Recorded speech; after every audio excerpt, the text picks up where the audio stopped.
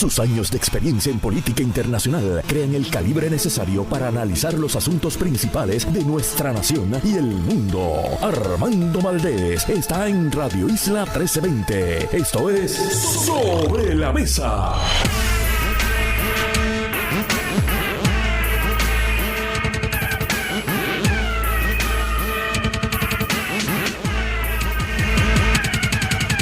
Buenos días, Puerto Rico. Soy Armando Valdés. Usted escucha Sobre la Mesa por Radio Isla 1320.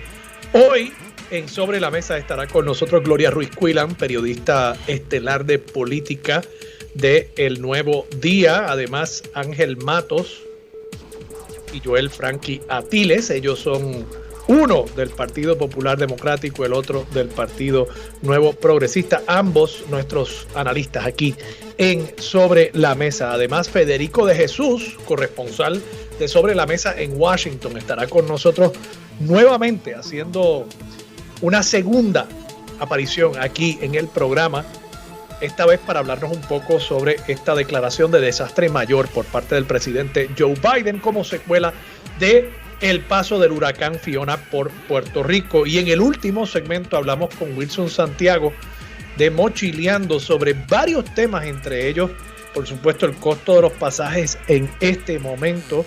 Hay informes anecdóticos que apuntan a que se han disparado los precios para pasajes de salida de Puerto Rico. Personas que, naturalmente, si tienen la posibilidad, quisieran quizás estar en un lugar donde no estén enfrentando todas las vicisitudes que particularmente nuestros hermanos y hermanas puertorriqueños y puertorriqueñas están pasando en el sur de nuestro terruño. Pero además hablamos también sobre una medida legislativa que pretende regular los agentes de viajes remotos aquí en Puerto Rico. Eso que usted usa para comprar su pasaje por internet.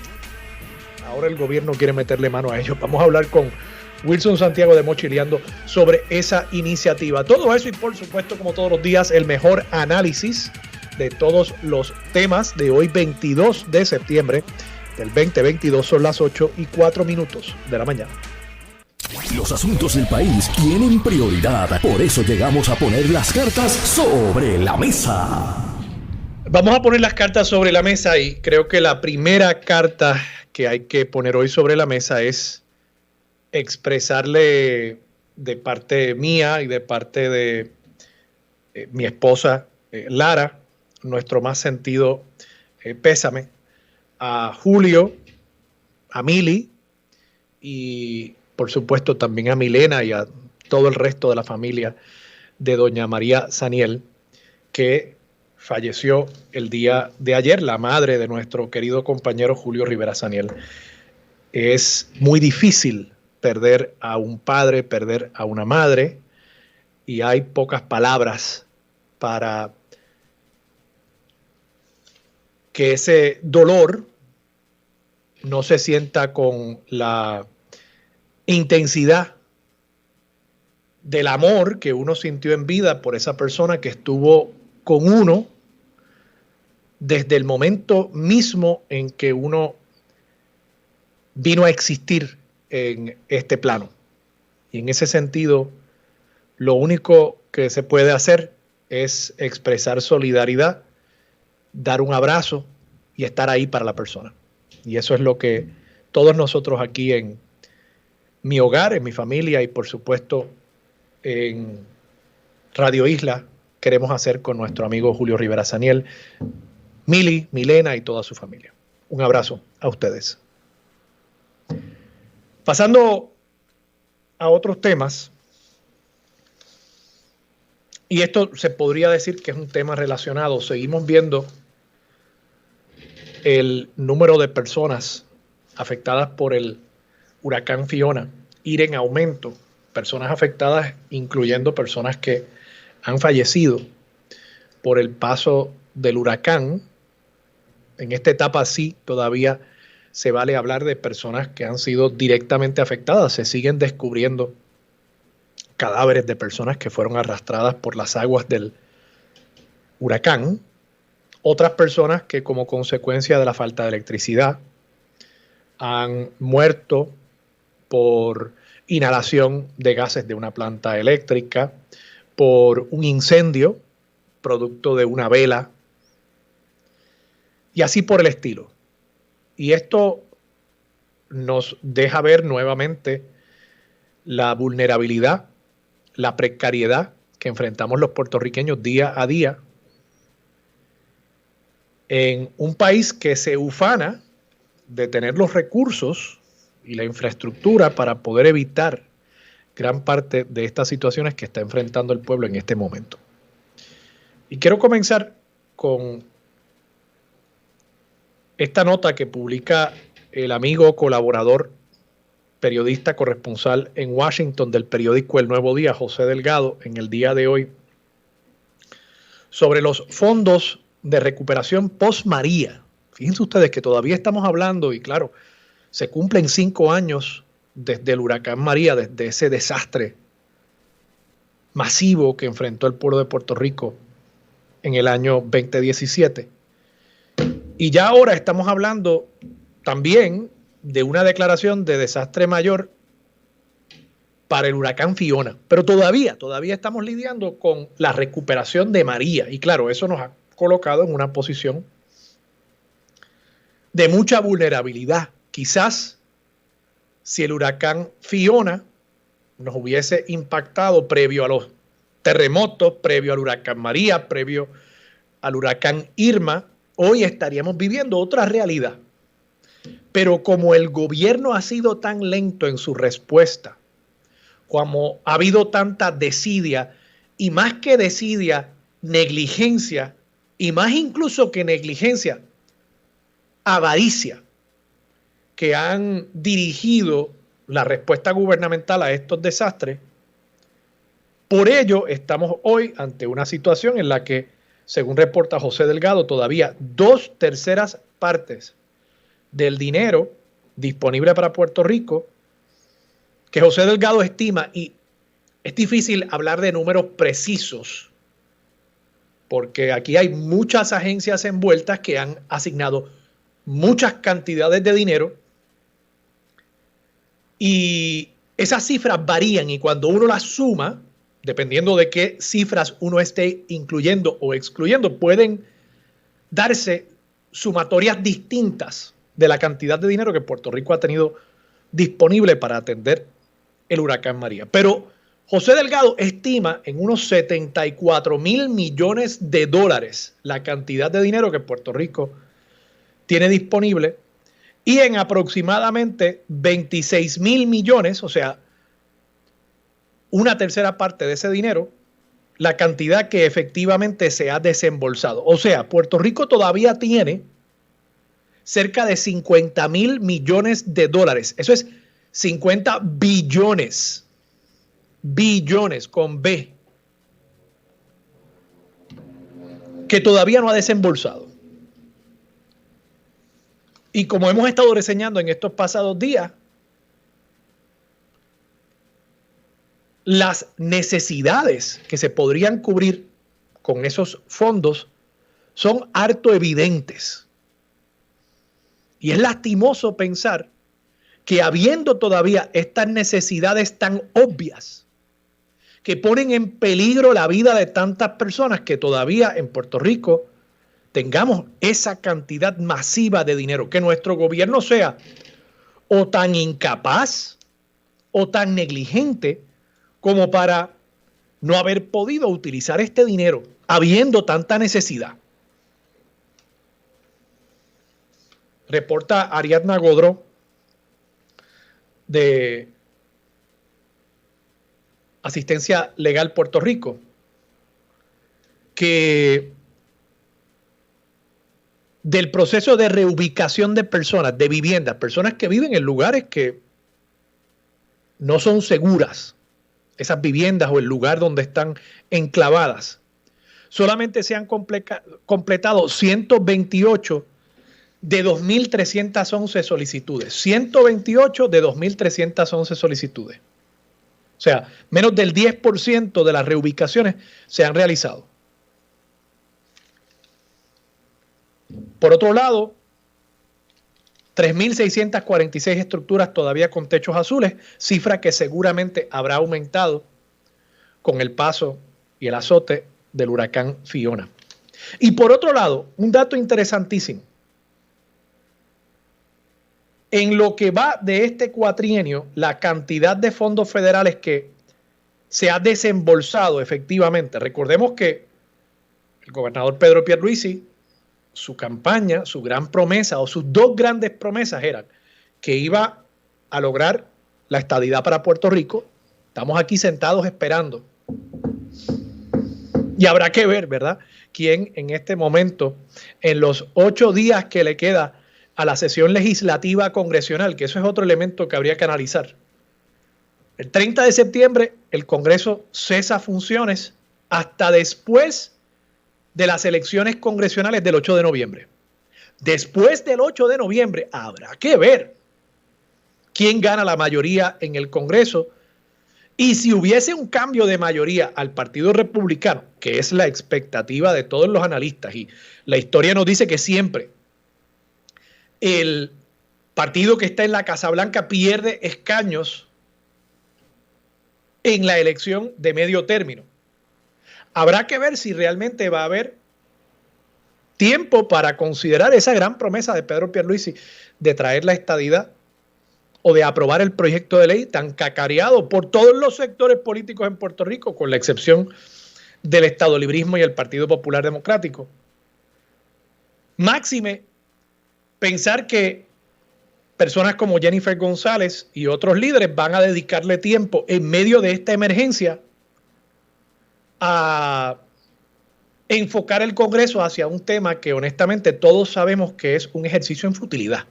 Pero así son a veces los políticos nuestros, se enfocan en lo que no es importante. Eso es lo que han hecho durante los pasados 5 años y por eso estamos en la situación que estamos, con la recuperación de María y ahora sumémosle a eso la recuperación de Fiona. Pero bueno, esa promesa de la estadidad por lo visto va a quedar incumplida, o al menos en lo que va de cuatrienio. La otra gran promesa de Pedro Pierluisi era echar los chavos a correr. El dinero federal, él era el que efectivamente podía poner ese dinero a correr en la economía de Puerto Rico. Y según lo que reporta José Delgado, en lo que va de cuatrienio, la cantidad de fondos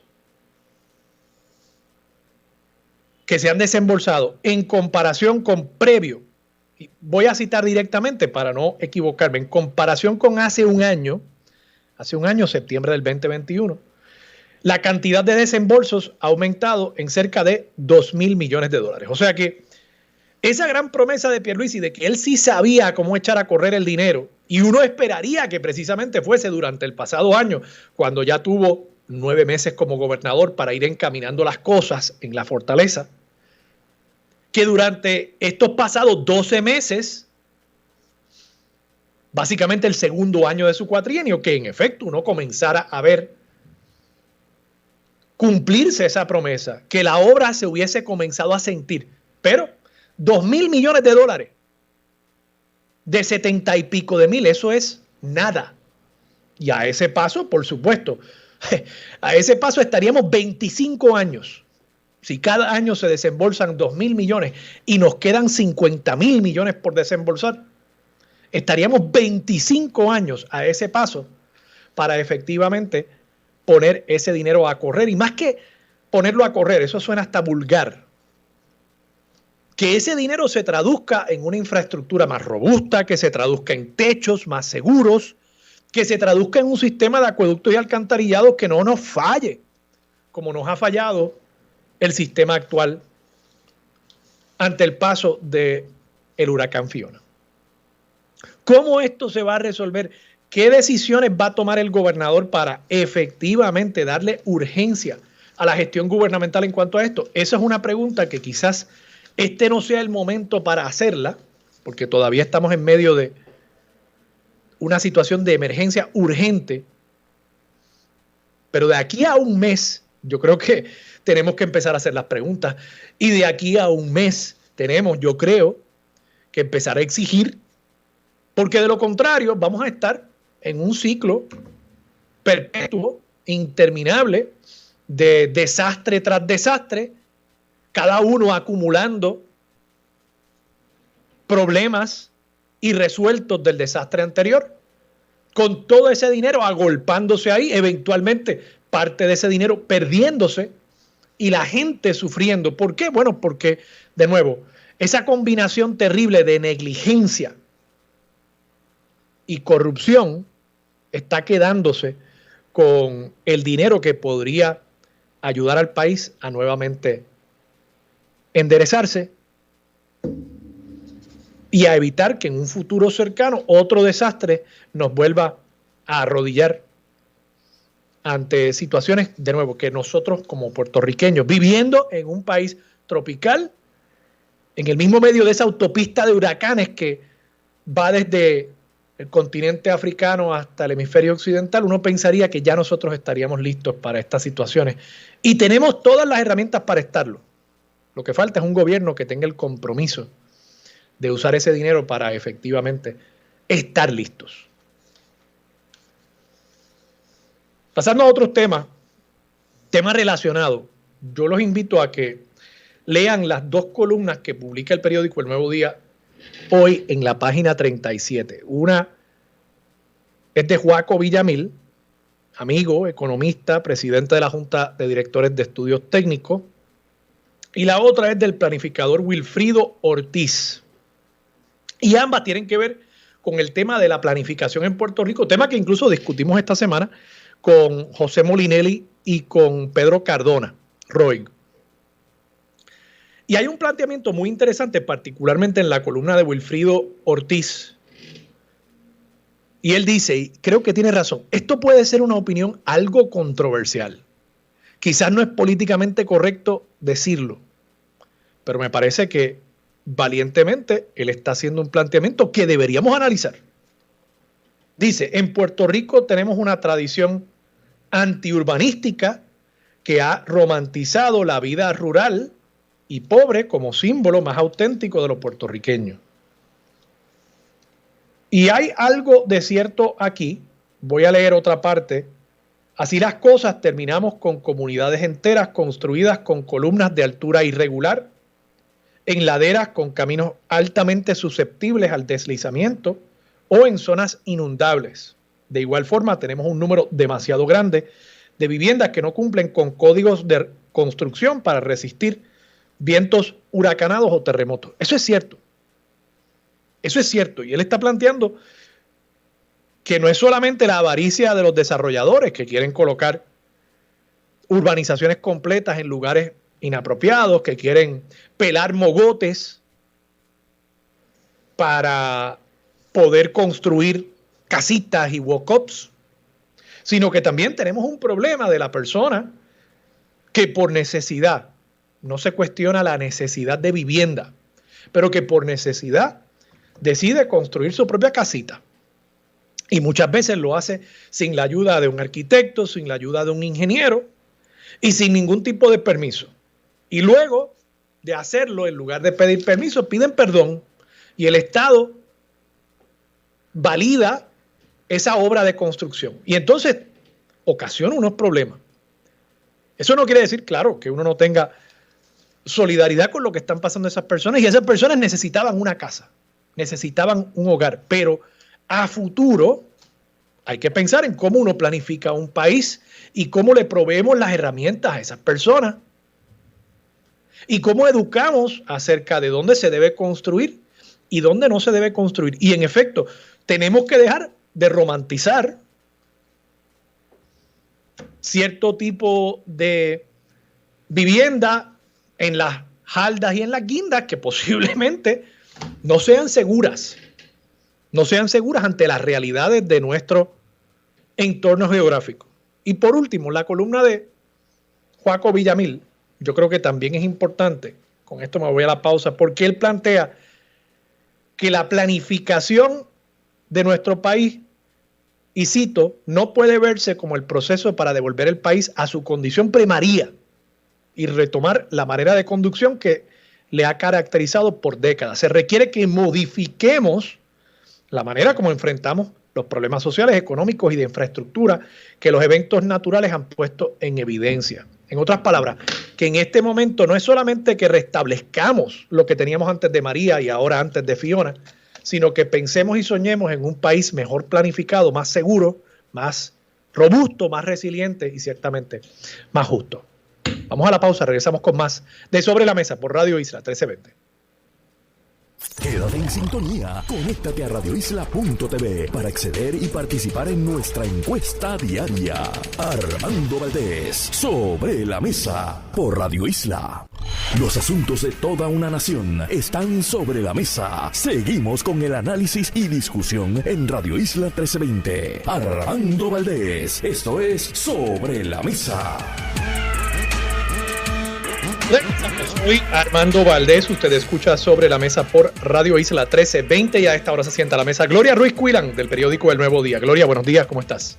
Buenos días para ti y para todas las personas que nos escuchan. ¿Cómo estás tú?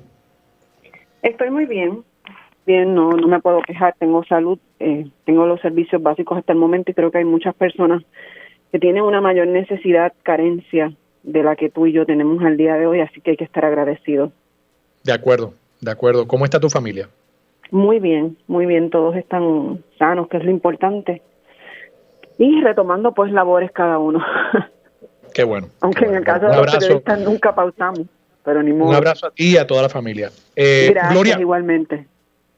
Te pregunto, el presidente de Estados Unidos, Joe Biden, autorizó ayer la solicitud del gobernador Pedro Pierluisi para declarar un desastre mayor sobre la isla tras el paso del huracán Fiona. ¿Qué significa eso?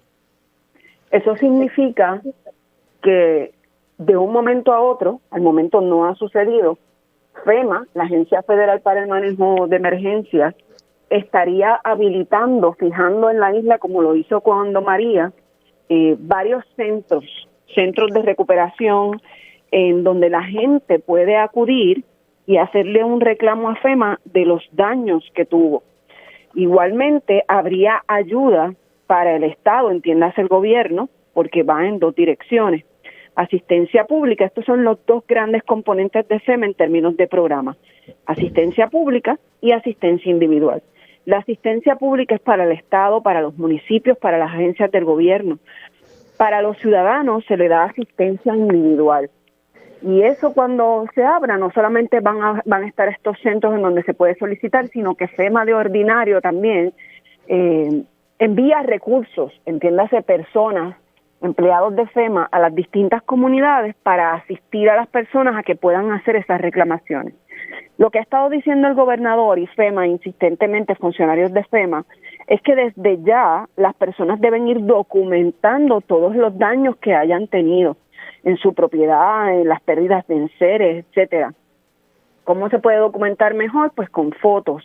Y las personas que tengan una póliza, particularmente aquellas pólizas de inundaciones o cualquier otro tipo de póliza, pues deben haber comenzado el proceso de reclamar a las aseguradoras.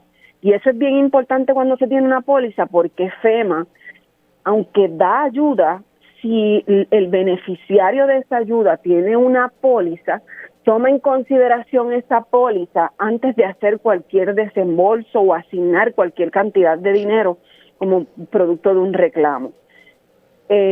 Ayer, cuando recibimos la autorización o lo que nos dijo el gobernador, que lo anunció a través de las redes sociales de que había sido aprobada la declaración de desastre mayor, no se tenían los pormenores, tampoco se tenía detalles de cuándo se iban a establecer los centros y demás. Cuando me refiero a pormenores es cuál sería la extensión de esa ayuda, y me explico. El gobernador solicitó que se le diera el 100% de cubierta. De ordinario, FEMA da un 75-25, a veces un 90-10. Eso significa que yo, FEMA, te voy a dar el 75% de la ayuda que tú me reclamas y tú, entiéndase gobierno, municipio o ciudadano, tienes que cubrir el restante 10% o el restante 25%, la cantidad que se determine. Ayer no estaba claro, hoy tendremos más información del gobernador, un poco más de detalles de si en efecto le aprobaron el 100% o cuál fue la extensión o el porcentaje de cubierta que se tiene para Puerto Rico. Otro detalle importante que ha mencionado el gobernador es que las personas que vivían o viven en una zona inundable o no son propietarios, no tienen la titularidad de la residencia afectada, no deben dejar de solicitar la ayuda a FEMA. Deben solicitarla de todas formas porque él ha dicho que estará haciendo lo posible para que de alguna forma se le cubra algún tipo de asistencia. Por ejemplo, ha mencionado, si una persona no es dueña de la casa, pues al menos que se le paguen los enseres que perdió, los muebles, etcétera, la ropa, lo que pueda haber perdido. Y quizás me aventuro a decir que FEMA puede hacer algún tipo de excepción, no sé, porque recordemos que las regulaciones con María eran bastante rígidas y posteriormente se han flexibilizado algunas cosas para poder lidiar con esto. Y ayer también, interesantemente, cuando hicimos un recorrido con el gobernador por Utuado, le hablamos un poco, partiendo de la situación de Utuado, de estas estructuras o proyectos que eran parte de la reconstrucción post-María, que lamentablemente también se afectaron o tuvieron algún tipo de daño con Fiona. Y el gobernador, así como Manuel Lavoy de la Oficina de Cortes, reconoce que habrá algún tipo de proyecto que reciba algún atraso, o sea, que se atrase un poco más, porque ahora no solamente hay que darle prioridad a todo lo que tiene que ver con María, sino también a todo lo que tiene que ver con Fiona. Y recordemos que una de las cosas que ha limitado aquí, además de la burocracia de FEMA, es la falta de obra, de mano de obra. Y pues si tienes la misma cantidad de personas para hacer no un proyecto, sino ahora varios proyectos, las cosas se tienen que atrasar un poco. Así que la BOI nos adelanta que van a estarle pidiendo que estos famosos adelantos que se destinaban solamente para algunos proyectos, el 25%, sea para todos los proyectos, todos. Van a tratar de buscar ese aval de FEMA para que en vez de por reembolso haya un adelanto de un 25% en todos los proyectos. Y ese básicamente es el panorama que se tiene hasta el momento. También están tratando de buscar celeridad con 2 peticiones que hizo el gobernador para trabajadores que no son de Puerto Rico, las famosas visas y otro programa cuyo nombre no recuerdo, para que los que ya están en Puerto Rico se le extienda el periodo en el que pueden estar aquí, puedan seguir trabajando y para que se le permita al gobierno traer más personas del extranjero que puedan trabajar en la reconstrucción de la isla. Gloria, y los municipios, ¿todos los municipios están en esta declaración o no? Entiendo que sí, porque la declaración fue para toda la isla. Es toda la isla. Y ya entonces el gobernador y Manuel Lavoy han anticipado que esto podría atrasar más incluso los proyectos de María. Sí, porque es un proyecto. Recordemos que la cantidad, no tengo el número ahora mismo a la mano, era creo que un 20 y tanto % que estaba en construcción y otro que estaba en diseño. Ambos se van a ver impactados según la explicación de la BOI. El que estaba en diseño, pues porque hay que hacerle una evaluación para verificar si todavía se sostiene el diseño que se dio una vez pasó María, o si tuvo algún daño que requiere entonces alterar ese diseño. Y en el caso de los que no se han construido, pues sucede lo mismo. No tenemos ni el mismo ambiente, no tenemos las cosas tal y como estaban después de María. Vino un huracán, hizo estragos y hay que ver entonces qué es lo que se va a construir. Así que los dos se van a impactar, con lo que se estaba por construir y lo que estaba en diseño. Sí, es que oír eso, cuando hoy precisamente tu compañero en el periódico, José Delgado, reporta que todavía 2/3 partes del dinero de María no se ha desembolsado y que en el último año solamente se ha desembolsado $2,000 millones adicionales, realmente pues uno se preocupa, como se sigue acumulando esta estela de desastres y de problemas con la infraestructura y no aparece movimiento y progreso. Entonces ya aquí pues un poco se plantea hasta una razón o una excusa para más dilación. Eso pues a uno lo tiene un poquito inquieto. Pero vamos a la pausa un momento. Quiero tu reacción a ese planteamiento cuando regresemos aquí en Sobre la Mesa por Radio Isla 1320. En sintonía, conéctate a radioisla.tv para acceder y participar en nuestra encuesta diaria. Armando Valdés, Sobre la Mesa, por Radio Isla. Los asuntos de toda una nación están sobre la mesa. Seguimos con el análisis y discusión en Radio Isla 1320. Armando Valdés, esto es Sobre la Mesa.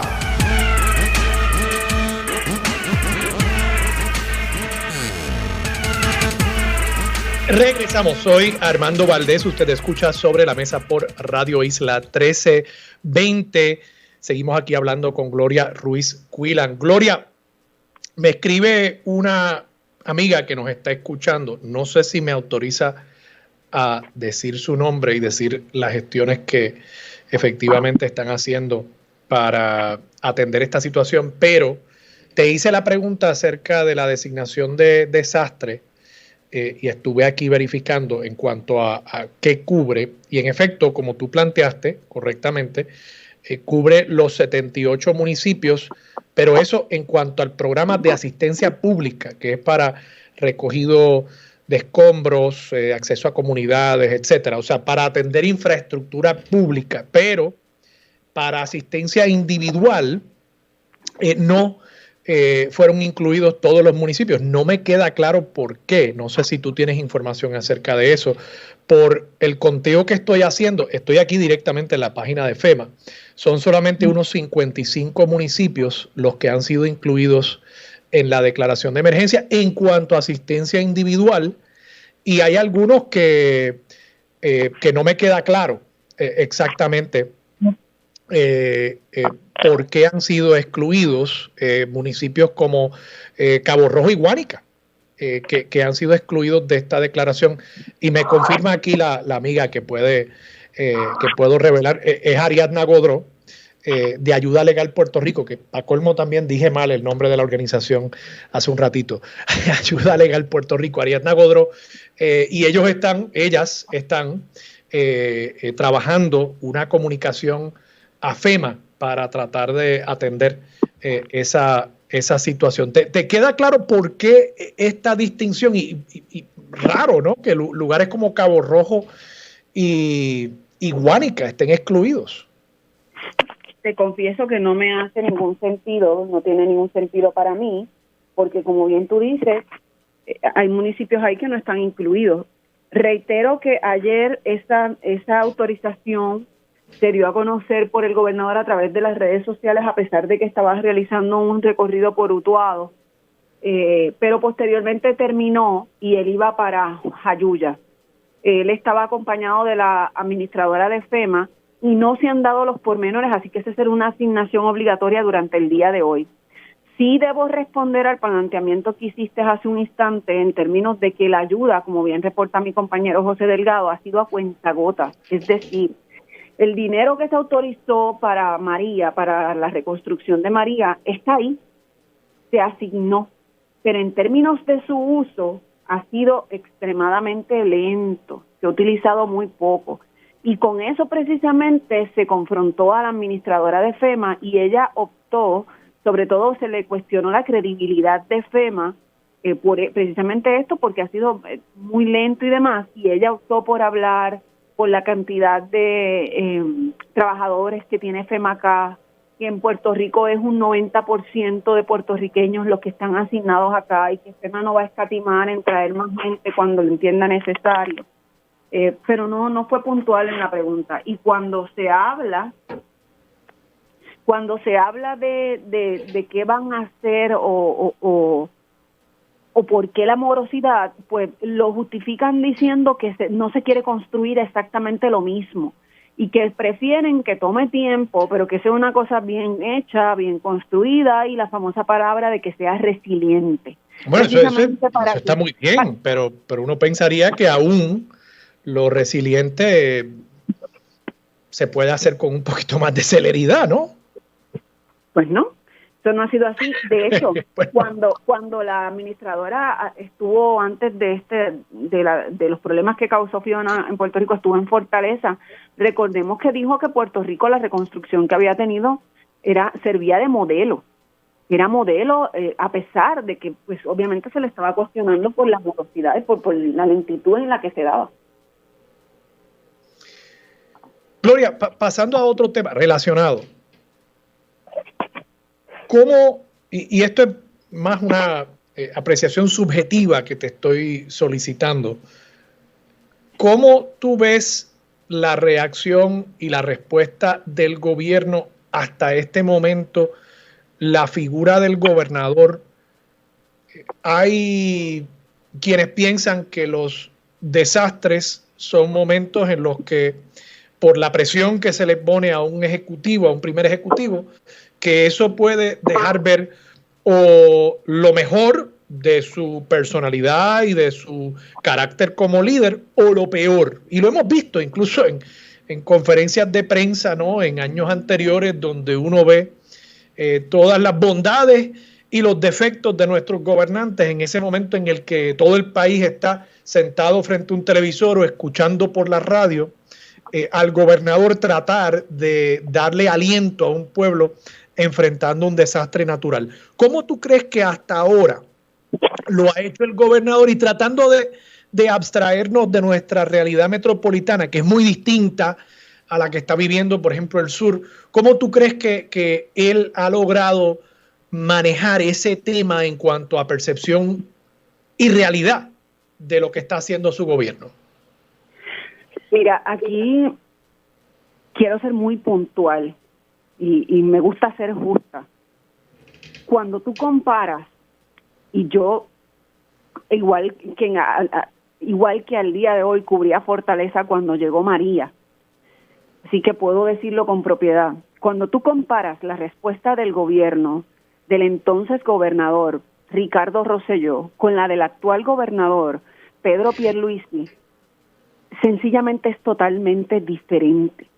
Y voy a explicar diferente mejor, diferente peor. Diferente, mucho mejor, superior. Y voy a explicar por qué. Cuando se da cualquier tipo de emergencia en la isla, aquí hay dos grandes componentes que tienen que actuar. Y no actúan inventándose las cosas ni improvisando, es la palabra correcta. Actúan a base de lo que nosotros aprendimos a cantazos, que se llama plan de emergencia. Y ese documento, que les confieso lo he leído, es un documento muy voluminoso, muy específico, pero mega específico. Tan específico que tiene unas funciones detalladas, súper específicas, que dicen qué y quién va a hacer antes, durante y después de la emergencia. Es tan detallado ese documento que incluso los donativos que no tienen nada que ver con el gobierno, te dice cómo los vas a manejar. Y los dos grandes protagonistas de ese documento son el gobierno de Puerto Rico, con diferentes dependencias que están a cargo, les menciono una, vivienda, que maneja los refugios, obviamente el negociado de manejo de emergencias, y el otro gran componente, además del gobierno de Puerto Rico, ese gran personaje se llama FEMA. ¿Cómo funciona eso? Llegó la emergencia, el desastre que sea, etcétera. El gobierno tiene que responder con todas esas funciones que tiene asignadas, y FEMA entra como un componente que te da apoyo, pero no está ahí para dirigir la respuesta. ¿Qué pasó, y tú, de María? lo que has visto, el gobierno de Pedro Pierluisi ha puesto en vigor ese plan más efectivamente que el gobierno de Ricardo Rosselló, que no es decir mucho, pero esa es tu apreciación. 1000 veces, es que no es mi apreciación. Recordemos lo que pasó en el Congreso y lo que tuvo que hacer FEMA con María. Cuando llega María, recordemos que Ricardo Rosselló nunca llegó, ni siquiera llegó al COE. El país quedó sin comunicación, se perdió todo. Ese plan lo hicieron añicos y empezó la improvisación. Recordemos las expresiones y las vistas en el Congreso.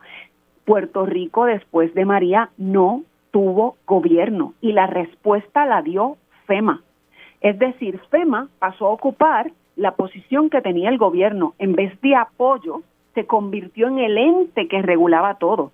Recordemos que nos trajeron aquel famoso general que se llamaba Buchanan, y que el general Reyes, que era en ese entonces un general que no estaba asignado a Puerto Rico, lo mandaron como un ente presidencial, y fueron las dos figuras que se hicieron cargo. Claro, no difuminaron, no desaparecieron al gobernador, pero lo difuminaron. Pero era evidente que quien manejaba los suministros, todo, cómo se daban las operaciones, eran esas dos figuras, y pusieron en pie el país porque era una desorganización brutal. Los muelles cerrados, el aeropuerto cerrados, incomunicados. O sea, recordemos esa experiencia. Aquí, con Fiona, que es el primer evento que tiene a su cargo el gobernador, hemos visto un gobierno, para bien o para mal, porque tiene sus fallas. Sabemos lo que está sucediendo con el sistema eléctrico en control.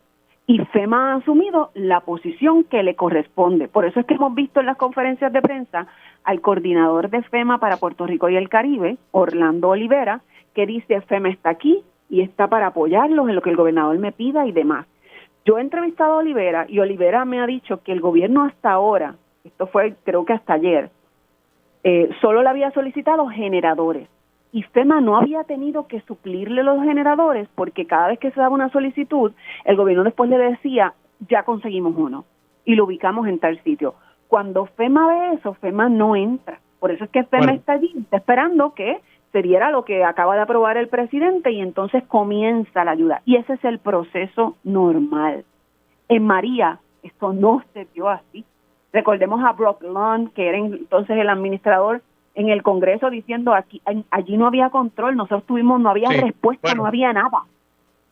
Gloria, me tengo que ir a la pausa, pero te agradezco mucho que hayas estado disponible para Sobre la Mesa, toda la información que nos has provisto y por supuesto tu parecer. Yo sé que a veces para un periodista es incómodo, pero me gusta escuchar tu opinión y tu parecer también sobre estas cosas, aunque seas un poquito menos objetiva de lo que ordinario eres. Y estamos trabajando en tu intro, no te preocupes. Ya tenemos al locutor ahí preparando. Gloria Ruiz Cuila, muchas gracias por estar disponible para Sobre la Mesa. Vamos a la pausa, regresamos con más de Sobre la Mesa por Radio Isla 1320. Quédate en sintonía, conéctate a radioisla.tv para acceder y participar en nuestra encuesta diaria. Armando Valdés, Sobre la Mesa por Radio Isla. Los asuntos de toda una nación están sobre la mesa. Seguimos con el análisis y discusión en Radio Isla 1320. Armando Valdés, esto es Sobre la Mesa.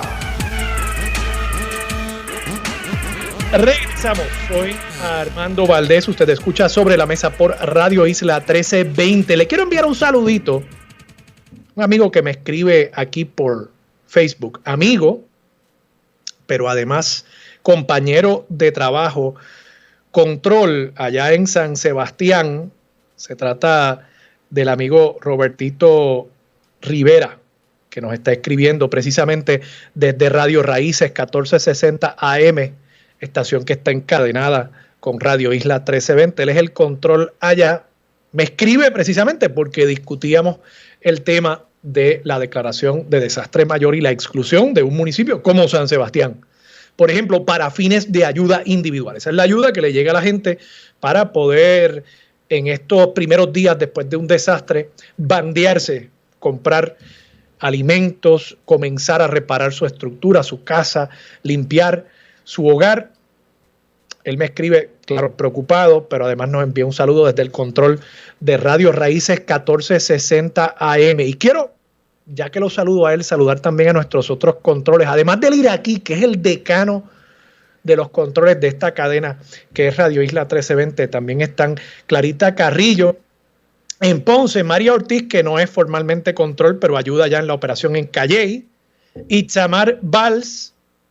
Todos ellos y ellas son los que logran que esta señal llegue a todos los rincones de nuestra isla, y a menudo uno ignora todas las cosas que están pasando tras bastidores para que nosotros al aire luzcamos bien. Ellos y ellas son los que logran eso, así que nuestro agradecimiento, que en momentos de un desastre, de una emergencia, ellos siguen ahí asegurándose de que nosotros podamos llegar hasta donde ustedes. Están con nosotros ahora, sentados a la mesa, Ángel Matos y Joel Frankie Atiles. Buenos días a ambos. Buenos días, Armando. Buenos días, Frankie. Buenos días a la familia del 1320 y a la gran familia de la radio puertorriqueña. Me uno a tus palabras, porque cuando no hay luz, no hay televisión, pero siempre hay radio. Así mismo es. Eso es así. Muy buenos días, Armando. Muy buenos días, Ángel. Y muy buenos días a todo el público que nos escucha en todo Puerto Rico. Quiero preguntarles a ustedes primero, ¿cómo están ustedes? ¿Cómo están su familia? Bueno, Armando, pues sin luz, sin agua, obviamente con acceso a generador, y anoche con el inicio de la instalación de generadores por parte de la autoridad de acueductos alcantarillados, que eso será tema más adelante, pues llegó el agua después de 5 días y bueno, yo aprendí por cabeza ajena, así que cuando comienza la temporada de huracanes, los droncitos con agua, las baterías y todas estas cosas, y uno trata de pasar, ¿verdad?, el temporal de la mejor manera y de la mejor actitud. En mi caso personal, con 10 latas de café a pertrechar, pues olvídate, que venga el gesto. Pues igualmente acá por lo menos el agua solamente se interrumpió por un día. Tenemos, ¿verdad?, y no tenemos luz, trabajando con un plantita inverter. Y les pregunto, los distritos de ustedes ambos son legisladores distritales, particularmente quizás el caso tuyo, Joel, y también, bueno, en Loíza también hemos visto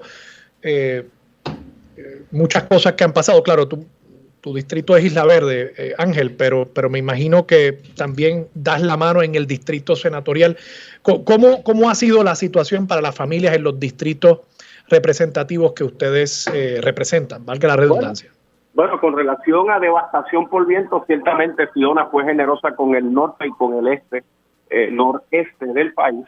Así las cosas, pues los primeros 2 días se limpiaron las carreteras de todo material vegetativo, escombros.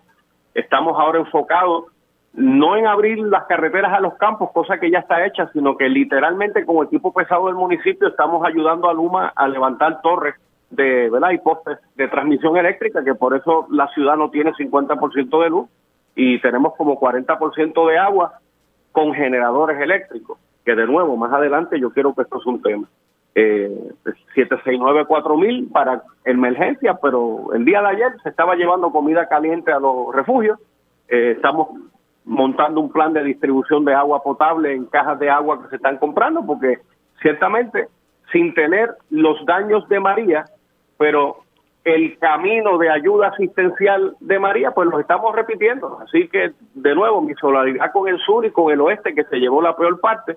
El problema aquí es que no hay luz. No entiendo este problema de Luma y de la autoridad, que se ha convertido en un juego de a quién le echamos las culpas. Y llevamos 5 días con 1 millón de clientes sin luz. Y obviamente si no hay luz, no hay agua en muchos sectores. Isla Verde no tiene luz. Entre otros sectores, por no decirte, el nacimiento de gran cantidad de bolsillos. Empiezan a energizar, declaran zonas energizadas, pero mira, la mitad de Los Ángeles no tiene luz, la mitad de Parque Escorial no tiene luz. Joel. Pues la situación que presenta Ángel es similar en nuestro distrito. Gracias a Dios, Atillo, Camuy y Quebradillas no tiene grandes zonas inundables, y pues eso de gran beneficio por ser alto y en el norte, pero sí sufriendo lo que es la falta de energía. No vemos estructuras críticas que estén en el piso, postes como lo vimos en el huracán María, a lo mejor menos de un 3%. Vi en el día de ayer personal de Luma entre medio de las vaquerías, enderezando postes de líneas principales para poder energizar. Vi la frustración de los mismos empleados de Luma diciendo, mira, ya nosotros tenemos las líneas limpias, tenemos todo ready para energizar a Atillo, Camuy y Quebradillas, y no saben qué sucede. De hecho, esos mismos empleados de Luma, da la casualidad de que esa brigada todos eran empleados de la Autoridad de Energía Eléctrica, y ellos querían decir, mira, nosotros queremos ahora reivindicar para que sepan que estamos trabajando y se va a pasar bien, pero ellos mismos están frustrados porque han hecho el trabajo, las líneas están arriba, están todos bien, ya tienen la experiencia que trajeron del huracán María y todavía falta la energización. Sabemos que la área sur de Puerto Rico fue la más que sufrió. Ahí está Costa Azul, Ecoeléctrica, esas líneas de transmisión que transmitan hacia el norte, que es lo que falta, que aumente esa generación para que ya, ¿verdad?, poder encender nuestro distrito. Ángel, tú has planteado ya en dos instancias que quieres plantear el tema de acueductos, y yo creo que probablemente sé por dónde tú vas. Me parece que no hubo una voz de alerta acerca de la posibilidad de perder el servicio de agua potable, que, siendo honesto, pues mucho más crítico que el de energía eléctrica. Si uno tiene agua, pues uno puede más o menos soportar, ¿verdad?, varios días. Incluso en Puerto Rico soportó varios meses sin servicio eléctrico, pero en aquel momento mi recuerdo del huracán María es que básicamente el 99% de la población mantuvo acceso al servicio de agua potable, particularmente, y quiero ser muy claro con eso, las personas que tienen acceso a acueductos y alcantarillados, no así personas que viven en el campo y tienen acueductos comunitarios o rurales. ¿Qué pasó en esta instancia? ¿Por qué no hubo un señalamiento acerca de la posibilidad de perder el servicio? Bueno, Armando, porque cuando estaba Elí Díaz Atienza al mando de la Autoridad de Acueductos y Alcantarillados para el huracán Irma, no María, Irma, él consignó un contrato y reservó cientos de generadores eléctricos para la primera fase de respuesta una vez pasaran los eventos. Claro está, esa jugada le salió extraordinaria porque desgraciadamente después de Irma vino María, y ahí es que los generadores de inmediato se comenzaron a colocar. Ayer en la zona metropolitana empiezan a colocar generadores, y cuando tú conversas con los proveedores, pues a mí me contrataron ayer, a mí me contrataron hoy. De hecho, se están instalando generadores en empresas de Puerto Rico que los están manufacturando mientras tú y yo hablamos. O sea, han contratado unas empresas, no es una cosa nueva, en donde se construye a necesidad los generadores. Estoy hablando de generadores industriales, ¿verdad?, que simplemente se ensamblan según la necesidad de kilovatios que tú tengas. Pues evidentemente, cuando hicieron el comunicado hace 2 meses de que estaban listos para el huracán, mintieron, porque parte del protocolo es tú hacer estos contratos, valga la redundancia, de la contratación de recursos. Y de nuevo, pues la transparencia, la honestidad, mira, yo quiero luz, yo quiero agua, pero ¿sabes qué? Si me das la verdad, yo transo, porque si tú me vas a decir, vamos a estar 3 meses sin luz, así se le dice al país, y nadie va a hacer un cálculo político porque un huracán nos dio.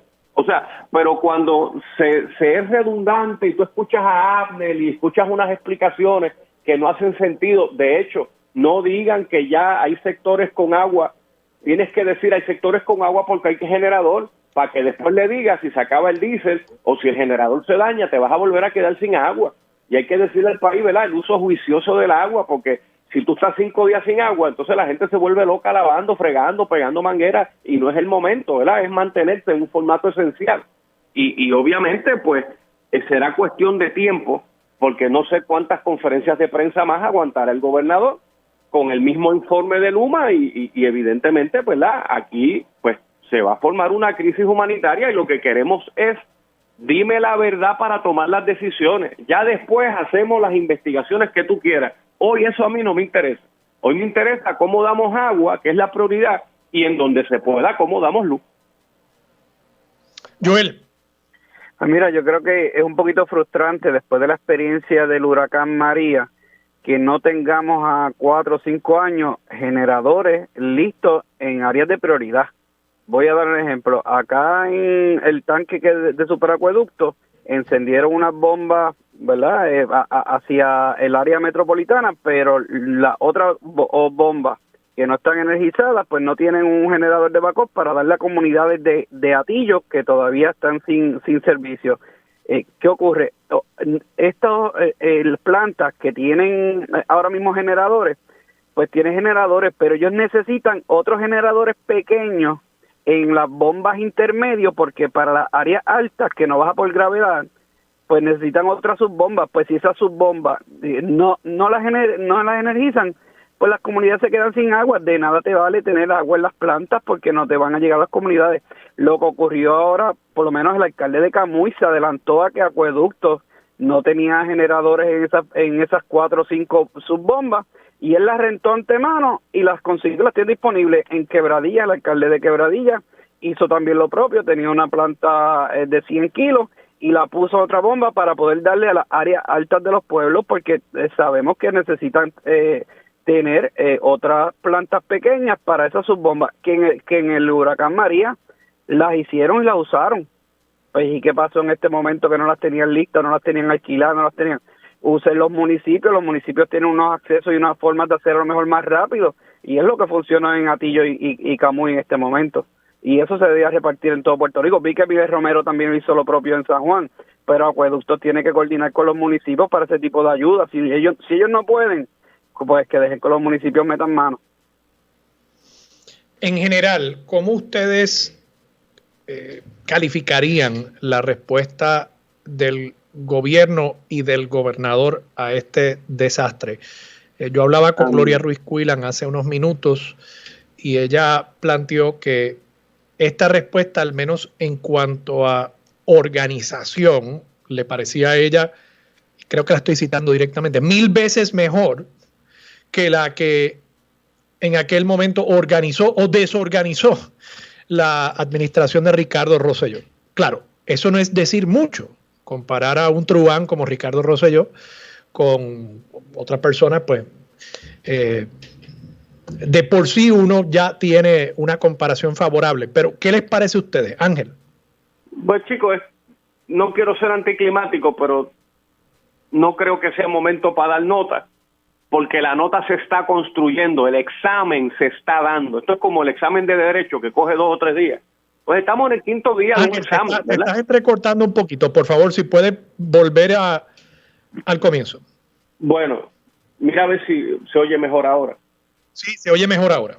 Ok, de nuevo, no me atrevo en esta semana a darte nota porque estamos en el examen, ¿verdad? Esto es como el examen de derecho que coge 2 días. Pues estamos en el 5.º día del examen, porque decir que tú estás listo en la temporada de huracanes es decir que tú estudiaste, te perdimos el de repaso, nuevo.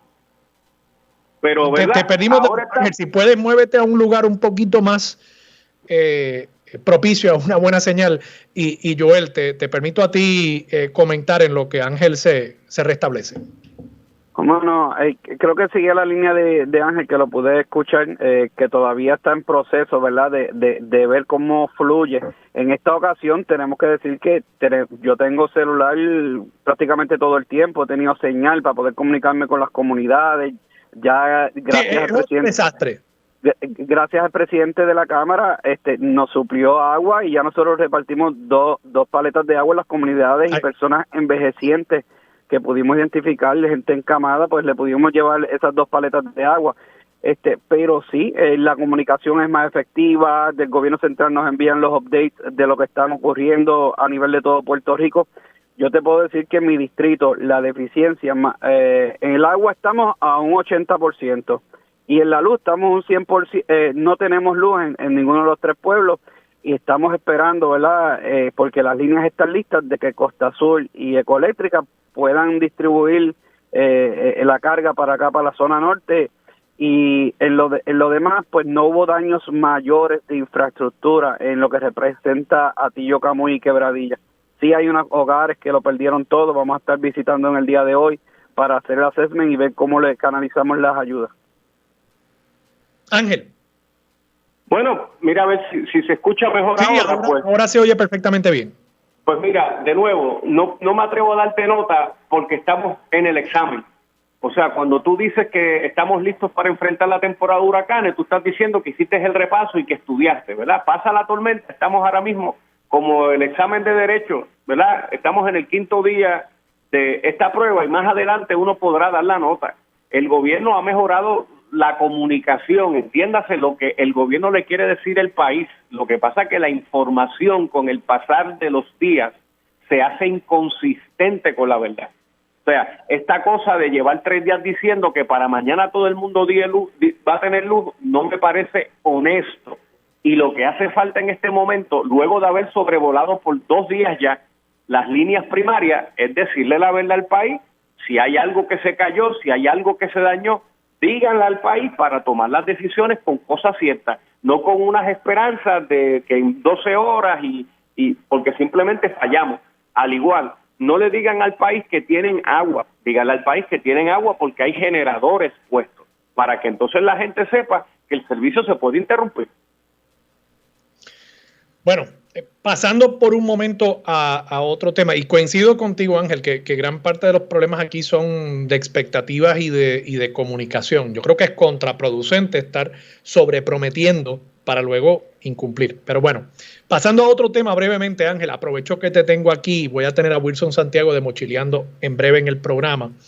Hay un proyecto de ley que ha causado un poquito de controversia, el proyecto de la Cámara 1401, que pretende extender la capacidad de fiscalización de la compañía de turismo, según tengo entendido, a estas plataformas en línea que venden paquetes de vacaciones. Se plantea también que existe la posibilidad de que la compañía de turismo pudiese imponerle unos cargos a esas empresas que no necesariamente están radicadas aquí en Puerto Rico. En efecto es así, ¿turismo podría imponer algún tipo de impuesto a Expedia o alguna otra de estas plataformas, Kayak, la que fuera? Pues la respuesta es no, y es falso decir que el proyecto 1401, que te enviaré una copia por WhatsApp para que lo leas, en ninguna página del proyecto tiene un impuesto y tiene un cargo. Cuando hablamos de agencias de viajes en línea, sobre todo después de los temblores, los huracanes y la pandemia, es que de 900 agencias de viaje que había en Puerto Rico, quedan 140, unas 100 agencias pueden trabajar desde sus hogares, o sea, salir del alquiler de su local y trabajar en línea y darle servicio de venta de pasajes y paquetes a grupos e individuos sin tener el requisito que le pone turismo de tener un espacio físico en concreto.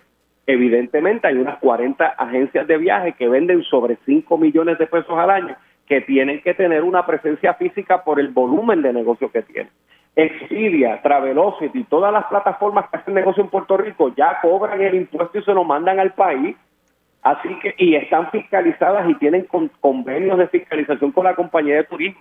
Lo que pasa es que en la vista pública, no en el proyecto, en la vista pública la compañía de turismo graficó el problema que hay con un grupo de personas, ¿cuál es la palabra en inglés? Influyente, pero la otra, hay unos impulsadores de viajes que no son agencias reguladas, que están haciendo grupos, que si para el Vaticano, que si para Costa Rica, que le están cogiendo dinero a la gente, están representando que son una agencia de viajes y no tienen ni la fianza, no están incorporados ni los seguros que requiere la ley para tú operar una agencia de viajes. Hay otras personas que ofrecen unos servicios de suscripción para hacerte el favor de informarte en dónde están los pasajes más baratos para que los compres en caliente. Pero mira, eso es una actividad comercial que usted tiene, como dijo el Departamento de Hacienda en la vista. No hay problema que usted haga eso, pero tiene que cumplir con la ley y ser un comercio registrado. Volviendo a la pregunta de umbral, no hay ningún impuesto, no hay ningún cargo, a nadie se le va a subir el dinero. Y los que están diciendo que hay un impuesto, mira, Armando, es que no han leído el proyecto de ley y prefieren mentir. Ángel, porque tengo que irme a la pausa. Tengo que irme a la pausa, pero tengo el proyecto aquí. La sección 5 del proyecto dice que se añade un nuevo artículo 13 y ese artículo 13 dice la oficina podrá establecer mediante reglamento el pago de cargos por franquicia, multas administrativas, aranceles y cualquier otro cargo relacionado. Pero, Armando, porque todo negocio incorporado en Puerto Rico tiene que tener fianzas, tiene que tener, o sea, yo quiero sacarle la ecuación la palabra impuesto, que es lo que se le ha dicho a la gente. Ahora, usted va a montar un negocio en Puerto Rico, no hay manera que usted esté exento de cómo montar un negocio en Puerto Rico. Por eso, pero el que monte un negocio pues paga los arbitrios, todo lo demás, pero esto sería algo nuevo, que la Oficina de Turismo del Departamento de Desarrollo Económico puede imponerle a estos negocios un cargo, sería algo adicional a todo lo demás que cualquier otro negocio tendría que pagar para poder operar en Puerto Rico, ¿no? Las planillas, la patente, etcétera. Todas las agencias, Armando, que están en ley cumplen con esos requisitos. Y ese texto es para los que los están ejerciendo sin incumplir. Y hay manera. Entonces, bueno, de nuevo, superado el asunto que ahora usted va a comprar por Expedia y va a encontrar un impuesto nuevo, cosa que es falsa. Para usted montar un negocio, usted requiere pólizas, seguros y fianza para que usted no le coja el dinero a una clase graduanda y después se pierda. Ok, Ángel, me tengo que ir a la pausa. Te agradezco mucho a ti y a Joel Franchiatiles que hayan estado disponibles. Y de nuevo, un abrazo a ambos y que estén bien y seguros en estos días. Eran Ángel Matos y Joel Frankie Atiles, nuestros analistas aquí en Sobre la Mesa todos los jueves. Vamos a la pausa, regresamos con más de Sobre la Mesa por Radio Isla 1320. Quédate en sintonía, conéctate a radioisla.tv para acceder y participar en nuestra encuesta diaria. Armando Valdés, Sobre la Mesa, por Radio Isla. Los asuntos de toda una nación están sobre la mesa. Seguimos con el análisis y discusión en Radio Isla 1320. Armando Valdés, esto es Sobre la Mesa. Regresamos. Armando Valdés, usted escucha Sobre la Mesa por Radio Isla 1320 y a esta hora se sienta a la mesa por segunda vez esta semana nuestro corresponsal en Washington, Federico de Jesús. Federico, buenos días, ¿cómo estás? Buenos días, Armando. Saludos a ti, los radioescuchas. Espero que todo el mundo esté bien enfrentando el embate de esta tormenta. Gracias a Dios. Sí, no me puedo quejar, pero hay muchas personas que se las están viendo negras, lamentablemente. Y nuestra solidaridad con todos ellos y ellas. Federico, quería tenerte en el programa hoy porque ayer, como tú sabes, el presidente Biden firma la declaración de emergencia mayor para Puerto Rico, lo que permite comenzar con el desembolso de fondos federales, de FEMA específicamente, en los municipios que caigan bajo la designación. Y hablando con Gloria Ruiz Cuilan, me escribe la amiga Ariadna Godró de Ayuda Legal Puerto Rico y me plantea que aunque el programa de asistencia pública sí cubre los 78 municipios, el programa de asistencia individual solamente cubre unos 55 municipios, dejando fuera San Sebastián, Cabo Rojo, Guánica, los municipios que uno hubiese pensado han sido los más afectados. ¿Puedes explicarnos por qué es un asunto de timing, que todavía tienen que seguir con las evaluaciones de los daños para poder declarar estado de emergencia para fines de ese programa en esos municipios, o simplemente fue un oversight por parte de FEMA? Bueno, para empezar, aquí entrando al aire contigo, acabo de ver unas declaraciones de un portavoz de FEMA en Washington que le hizo a José Delgado, el corresponsal del Nuevo Día, diciendo que la lista de los 55 municipios la proveyó el gobierno de Puerto Rico, que esa lista no es estática y que está en constante evaluación. Así que si tomamos por sentado las declaraciones de FEMA, pues entonces hay que preguntarle al gobierno de Puerto Rico por qué fue que escogió solamente esos 55 municipios, y si es una cuestión de que hay que hacer una evaluación adicional, porque obviamente no hay que ser ciego, no hay que, ¿verdad?, ser experto para ver las imágenes de que los pueblos más afectados, algunos de ellos fueron dejados fuera, y San Juan, que no fue tan afectado, aunque obviamente hubo daño, fue incluido. Así que esperemos que eso sea por ahora, y que, como tú mencionaste, solamente estamos hablando de la parte de asistencia individual. La parte de asistencia pública la aplica a toda la isla. Y esperemos que sea por unos días. Gracias a Dios que Biden no escatimó y hizo esto enseguida. Creo que Trump se tardó una semana o quizás hasta nunca hizo las designaciones adecuadas y se le hizo el reclamo. Antes de ayer una carta de congresistas, mayormente demócratas, lideradas por el amigo Darren Soto, el boricua de Florida, le pidió a Biden que hiciera esto y lo hizo enseguida. Esperemos que el gobierno de Puerto Rico se mueva, ¿verdad? Si es en esencia cierto que ellos fueron los que le proveyeron la lista, para que la actualicen lo antes posible y que los municipios más afectados puedan recibir asistencia directa a individuos. Que, by the way, con toda la discusión del dinero que no se ha gastado, uno de los reclamos más fuertes de la diáspora, yo creo que hasta el mismo gobierno ha sido, empiecen a darle la asistencia directa a los individuos, porque si vamos a esperar por el gobierno, pues llevamos 5 años después y solamente han gastado 35% de todo lo que asignó el Congreso. Te quería plantear eso también, y hablaba con Gloria Ruiz Cuilan, nos dice que ya el gobernador anticipó, y Omar Marrero, creo, o Manuel Lavoy, uno de los dos, anticiparon que con el huracán Fiona podría haber un retraso con los proyectos del huracán María, un retraso adicional. Eso quizás uno puede entenderlo, pero considerando que en el último año, según reporta José Delgado en el periódico de hoy, solamente $2,000 millones adicionales han sido desembolsados, yo hacía el cómputo, ¿no? Habiendo todavía casi 50,000 millones disponibles, a ese paso, a ese ritmo, estaríamos 25 años para recuperarnos del huracán María. Yo no creo que eso sea aceptable para nadie. ¿Qué te dicen tus fuentes acerca de si es que hay un problema a nivel federal, si es que hay un problema a nivel estatal, si es que el gobierno federal está teniendo mucho cuidado por todos estos asuntos de corrupción que han habido en los últimos 18 meses? ¿Qué está pasando exactamente? ¿Por qué el dinero no acaba de usarse? Pues yo sí, ¿verdad? Me pregunta sobre mi fuente. En el gobierno federal, específicamente la administración de Biden, no de empleados de carrera, hay una frustración grande con el gobierno de Puerto Rico, especialmente con el Departamento de la Vivienda. Los asuntos de Cort 3 son un poco más complejos, pero en términos del Departamento de la Vivienda hay frustración. Creo que hay frustración en general con la administración de Pierluisi por la lentitud. Obviamente hay frustración de parte de los municipios y de la administración Pierluisi con FEMA, pero de nuevo yo creo que la realidad es que en ese mismo artículo que tú mencionas, si FEMA le testifica al Congreso que solamente se han usado 40 millones de los 9,000 y luego corrigieron 13.5 mil millones para reconstruir la red nada más, no estamos hablando de todo lo demás, y que el gobierno de Puerto Rico en ese artículo aclare, no, hemos gastado 180. Bueno, espérate. 13 mil millones de dólares se han gastado 180 en 5 años. El gobernador le dijo a Político, la revista aquí de Washington, que se tardaría 8 años en reconstruir la red. Esto fue antes de Fiona.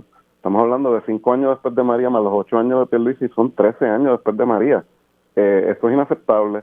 Yo creo que hay una combinación de factores, falta de trabajadores para reconstruir la red, falta de experiencia con estos temas. Es el grant más grande en la historia de FEMA para reconstruir nada. Olvídate de una red tan complicada en el trópico.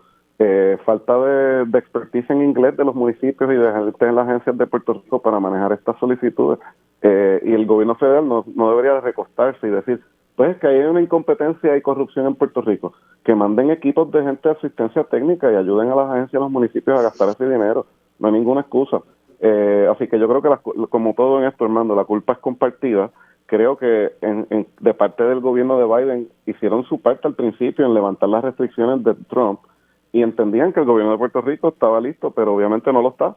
Así que no podemos dejar que esto siga silvestre y tienen que haber equipos y brigadas no solamente del gobierno federal, sino de las utilidades de Estados Unidos, de organizaciones sin fines de lucro, oye, y de gente de otros países que quizás con la realidad geográfica, topográfica y cultural nuestra pudieran también darnos ayuda.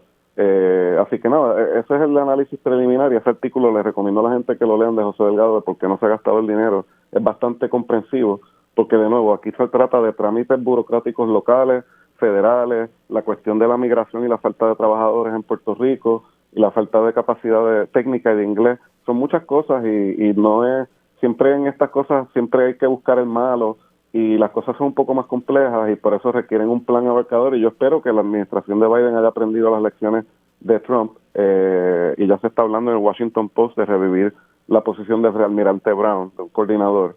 Y yo creo que más que un monitor para aguantar el dinero, que era lo que quería hacer Trump, hace falta un facilitador con poder de gastar el dinero y que le llegue a la gente y las comunidades que puedan participar, porque el gobierno central obviamente no ha hecho el trabajo y todas las organizaciones sin fines de lucro en Puerto Rico están muy preocupadas que el gobierno central no lo vaya a usar bien, no solamente por la corrupción, sino por la lentitud. Y esa es parte de la frustración que estamos recibiendo acá en la diáspora de parte de nuestros contactos en la isla.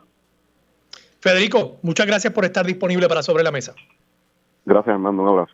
Y gracias por todo lo que están haciendo tú y diversos otros grupos de la diáspora desde Estados Unidos y desde el resto del mundo para ayudar a los puertorriqueños que tanto están sufriendo en este momento aquí en la isla. Vamos a la pausa, regresamos con más de Sobre la Mesa por Radio Isla 1320. Quédate en sintonía, conéctate a radioisla.tv para acceder y participar en nuestra encuesta diaria. Armando Valdés, Sobre la Mesa, por Radio Isla. Los asuntos de toda una nación están sobre la mesa. Seguimos con el análisis y discusión en Radio Isla 1320. Armando Valdés, esto es Sobre la Mesa.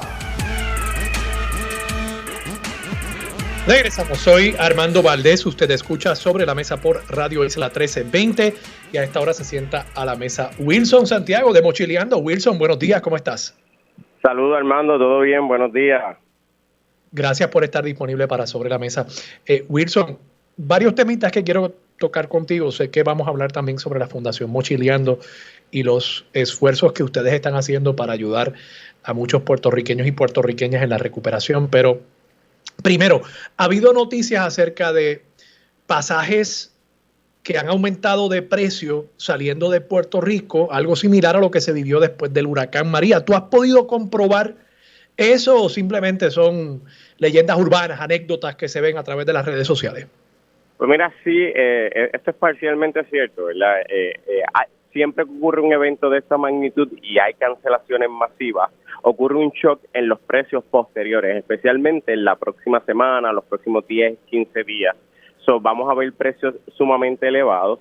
Este shock de precio, contrario a María, no debe durar mucho, Armando, ya que realmente lo que se cancelaron de vuelos fue un día y medio, así que en lo que se restablece y se reacomodan esas personas, yo estimo que ya en una semana, no más de 10 días, debemos de ver los precios volviendo a la normalidad de lo que estaban, quizás con una que otra excepción de alguna ruta muy traficada como sea Puerto Rico-Orlando, Puerto Rico-Tampa, pero yo no estimo que ya para la semana que viene, no más tardar el lunes o martes, debemos de volver a ver los precios volviendo a la normalidad. O sea que esto no es algo que las empresas hacen pensando en aprovecharse de un desastre natural, sino que es algo que el propio sistema de estas aerolíneas que maneja los bookings y maneja los precios responde a una caída en la oferta, aumentando los precios. Bueno, es un asunto un poco complicado, no es tan fácil, ¿verdad?, como adjudicar de esta manera. Y para que tengas una idea, el Congreso presentó un borrador para regular este tipo de situaciones, aunque esto no ha progresado ni ha salido hacia adelante en el Congreso, para regular que cuando ocurra un impacto atmosférico como un huracán, etcétera, de alguna manera se congelen los precios de los vuelos o se le pongan unos límites en los vuelos para que no ocurra esto. Sin embargo, en este momento esas son las reglas del mercado, así es que se juega en este momento, aunque estemos o no estemos de acuerdo. Lo que sí podemos hacer, si conocemos que estas son las reglas, yo siempre le digo a las personas, mira, para mí es bien importante, Armando, que hay muchas personas curiosas que dicen los precios están altos y ¿qué comienzan a hacer? Comienzan a entrar a los buscadores desmedidamente a verificar cómo están los precios, y etcétera, y qué pasa. Sin necesidad de comprar un pasaje, simplemente por hacerlo. Correcto. Y esto provoca que los precios sigan aumentando porque el sistema está reconociendo de que hay un tráfico desorbitante en la búsqueda de vuelos y el sistema automatizado, estos algoritmos van a reconocer este tráfico y van a potenciar los precios de los vuelos aún más altos. Así que mi primer consejo, sabiendo que las reglas del mercado en este momento sobre esta situación no son justas para el consumidor, mi primer consejo es que nadie que no tenga que viajar, si usted no tiene ninguna emergencia, si usted no tiene unas vacaciones urgentes, no entre a ningún buscador de vuelo a hacer ninguna búsqueda desde Puerto Rico, especialmente en las rutas que son muy concurridas, porque usted realmente a quien le está haciendo un daño es a la persona que tiene una emergencia y tiene que viajar. Wilson, en otros temas hablaba hace un instante con Ángel Matos, sé que tú levantaste bandera sobre el proyecto de la Cámara 1401. No sé si has tenido oportunidad de hablar con otros legisladores, analizar el proyecto más a fondo. Él me plantea que no, que ahí no hay un impuesto. Yo leí el proyecto, incluso leí la sección 5 del proyecto al aire. Se está incluyendo una nueva facultad para la Oficina de Turismo del Departamento de Desarrollo Económico para que pueda imponer cargos, aranceles, cosa que hasta el momento en cuanto a este negocio no tenían. Correcto. ¿Qué te parece a ti? Mira, yo entiendo, o sea, el proyecto, como ellos bien dicen, no establece directamente que nos están estableciendo un impuesto ni la cantidad del impuesto, pero están facultando a un ente gubernamental a que nos imponga unos aranceles o unos cargos por un reglamento. O sea, es no me lo casi peor, porque en el reglamento uno no tiene el reglamento, eso se publica 30 días después entra en vigor, uno no sabe qué cantidad va a ser. Eso es casi peor que la legislatura establezca la cuantía. Correcto, y nosotros no necesitamos, Armando, los viajeros no necesitan ningún impuesto ni ningún cargo adicional. Y yo creo, o sea, yo estoy totalmente de acuerdo con que se debe hacer más justo para las agencias de viaje en Puerto Rico y se le deben de quitar muchas cargas que tienen que no deberían de existir porque se le hace difícil competir en el mercado. Pero, y esto es importante, esto no puede significar que le vamos a imponer o que vamos a abrir la puerta para que se impongan reglamentos con impuestos adicionales que repercutan en los viajeros. Y yo creo que el proyecto de ley tiene muchas cosas buenas, pero tiene que dejar meridianamente claro que no se pueden imponer arbitrariamente ni a través de reglamentos, ni de ninguna manera cargos, aranceles, impuestos, nada que repercutan en encarecer los servicios a los viajeros. Y algo que tienen que entender, ¿verdad?, es que quizás mucha gente viajamos por vacaciones, pero Armando, aquí hay gente que viaja por situaciones médicas, tratamientos médicos, situaciones de familia, trabajo, y esto tiene un impacto realmente sobre estas personas que tienen que viajar, que no pueden pagar servicios adicionales y los estamos dejando a merced de un reglamento que imponga cargos adicionales.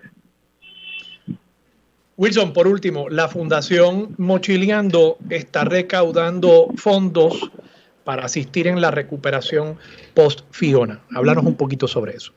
Mira, estamos desde el martes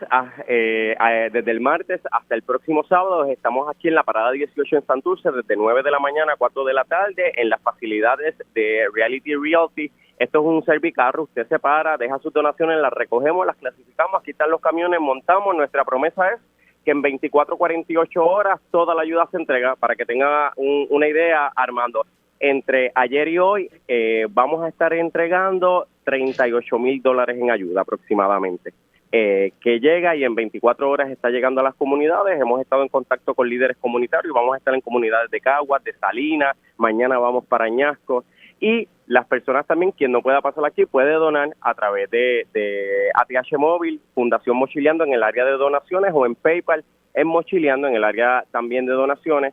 Algo importante que somos, ¿verdad?, una entidad sin fines de lucro, 501C3, con extensión contributiva federal y estatal, y vamos a publicar un informe de dónde se han entregado todas las donaciones, inventario por inventario, cuando finalicemos nuestro esfuerzo. Te pregunto, Wilson, ¿están recibiendo solamente efectivo o aquí en la parada 18 están recibiendo también? Discúlpame, Armando, ¿me puedes repetir que se entrecortó? Sí, te preguntaba si solamente están recibiendo efectivo o si en la parada 18 las personas también pueden dejar otros tipos de donativos.